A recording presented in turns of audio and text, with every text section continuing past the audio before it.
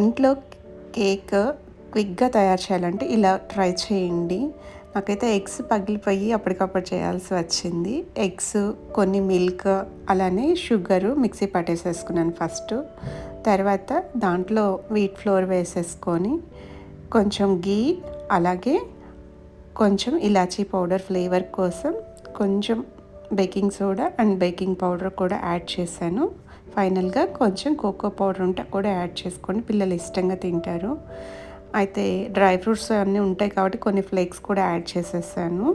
అలానే కొన్ని cashew nuts ఇలా చక్కగా మిక్స్ చేసేసుకొని, ఒక బౌల్‌లో కొంచెం నెయ్యి రాసుకొని ఇలా బౌల్‌లోకి షిఫ్ట్ చేసుకోండి. ఆ తర్వాత ఒక 25 మినిట్స్ అలా బేక్ చేసుకోండి. ఇలా చక్కగా వచ్చేస్తుంది. అయితే అంత ఫ్లఫీగా రాదు, కానీ టేస్ట్ అయితే చాలా బాగుంటుంది. క్విక్‌గా అయిపోతుంది. నిన్న చేస్తే ఈ రోజుకి మొత్తం తినేసేసారు.